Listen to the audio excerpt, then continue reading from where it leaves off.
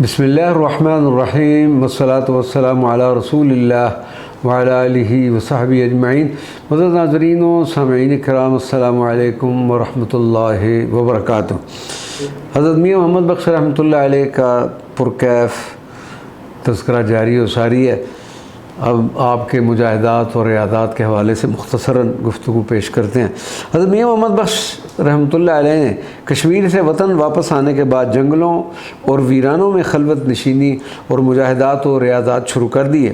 ان ایام میں لوگوں سے ملنا بھی ترک کر دیا اور یہ حال ایک طویل عرصہ پر محیط رہا۔ اس حال کے اختتام پر حضرت دمڑی والے سرکار کے اشارے اور ارشاد پر احاطہ دربار میں ایک چھپر تیار کروا کر اس میں مقیم ہو گئے۔ حالت محویت اس قدر غالب رہتی کہ جس کی مثال ملنا مشکل ہے۔ تقریباً 14 سال اس چھپر مبارک میں قیام پذیر ہو کر ورد و وظائف میں مشغول رہے۔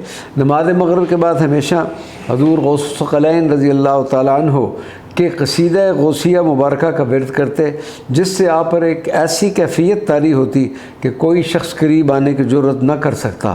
تمام عمر حضرت غازی قلندر کے مزار مبارک کی طرف پیٹھ نہ کی۔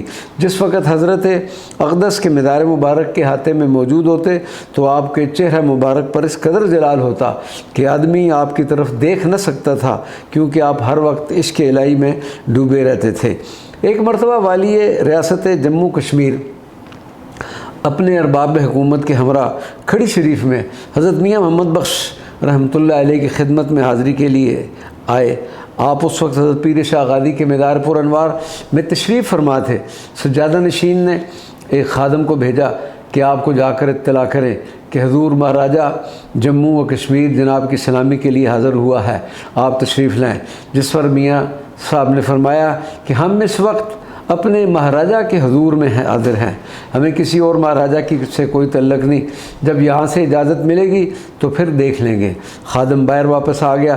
سجادہ نشین صاحب نے اس کو دوبارہ بھیجا، آپ نے دوبارہ وہی جواب دیا۔ جب تیسری مرتبہ خادم کو اندر بھیجا تو اس وقت میاں صاحب خود ہی باہر تشریف لا رہے تھے۔ والی ریاست مہاراجہ اور اس کا بھائی حضرت میاں صاحب کے ادب میں ہاتھ باندھ کر کھڑے ہو گئے۔ مہاراجہ کے حکم پر وزیر نے ایک تھیلی نظر پیش کی اور مہاراجہ نے قبولی نظر کے لیے نہایت عز و انکساری سے درخواست کی۔ آپ نے وہ تھیلی کھول کر ایک سکہ نکال کر آنکھ پر رکھ کر فرمایا، مہاراجہ صاحب، اس کے رکھنے سے تو اگلی نظر بھی کم ہو جاتی ہے، تم تو کہتے ہیں کہ یہ نظر ہے۔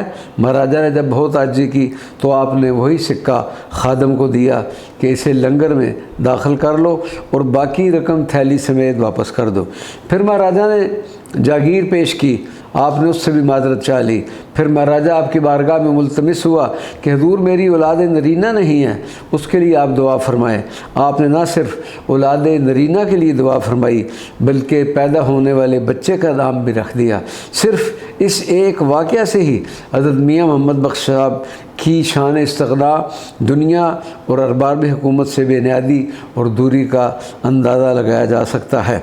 حضرت میاں محمد بخش رحمۃ اللہ علیہ فطری اور پیدائشی طور پر زود گو شاعر تھے۔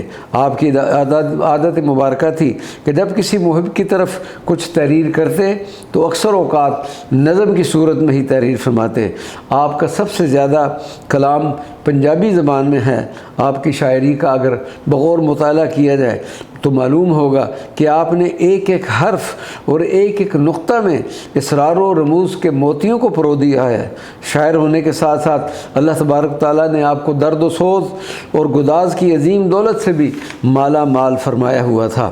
اور حقیقت یہ ہے کہ حضرت میاں محمد بخش کو شاعری کے اصول و قواعد اور اوزان پر بھی مکمل عبور حاصل تھا، لیکن اس کے ساتھ ساتھ وہ اپنے سینہ مبارکہ میں ایک درد بھرا دل بھی رکھتے تھے، کیونکہ ان کا کلام خود اس بات کی گواہی دیتا ہے کہ وہ عشق و محبت کی چوٹ میں رنگے ہوئے تھے۔